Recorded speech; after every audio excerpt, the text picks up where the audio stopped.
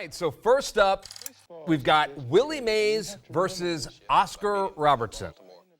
In almost every ranking of the greatest players ever, Willie ranks either 1 or 2 simply because he did it all. He hit for average, hit home runs, amazing defensive center fielder. Willie Mays is right up there in every metric, in every category. Phenomenal athlete, probably could have led the league in stolen bases if he wanted to. Yeah, and I agree with everything you're saying. But remember, the Big O is no slouch. I mean, we're talking about the man who pre-Jordan was considered universally the greatest guard in NBA history, right? He got anywhere he wanted on the court, and he made his shot. He averaged over 10 assists per game for 5 seasons. The guy was the definition of great. You can't argue that. But is he on par with Willie? I'm going to be honest, I don't think so. And you know what? Truth be told, neither do I. What? Yeah, I agree. Oh, it's on. That means Willie advances. Let's go. All right. Next up, we have Ted Williams versus Babe Ruth. Of course, we all know Ruth completely transformed the game of baseball with his power hitting, but he was also a great pitcher. You knew that, right? Yes, I did. Yes, sir. But I've got a little bit of trivia for you, my friend. Okay. True or false now? Ted Williams was also drafted as a pitcher. You know, it feels a little bit like a trick question. I think you want me to say true, so I'm going to go the other way, and I'm going to say false on that. Let's let the Splendid Splinter provide this answer. There was a Coast League team here, San Diego Padres, and I was signed as a pitcher outfielder. Pitcher outfielder. Pitcher first and then outfielder? Well, I'm not sure of that. Voila. So it's true. But being considered by many experts to be the greatest hitter of all time, is that enough to beat the great Bambino?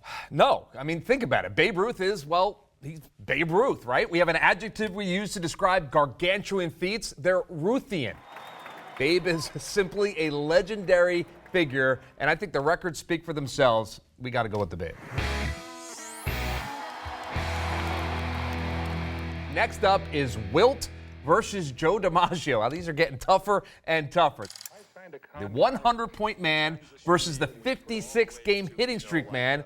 And here's a bit of trivia about Joe DiMaggio you may not have known straight from the horse's mouth.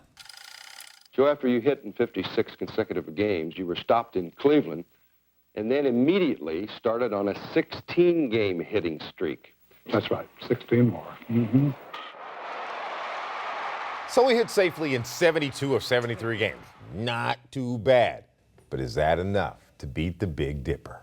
No, because Wilt is to basketball what Ruth was to baseball. Completely transformational, the most dominant hoops player ever, right? Forget Michael Jordan, forget LeBron James, forget them all. Wilt towered over the sport, both figuratively and literally. And while he said nobody loves Goliath, well, I'm showing him a little bit of love right now. I'm going with Goliath. Chamberlain, moving on.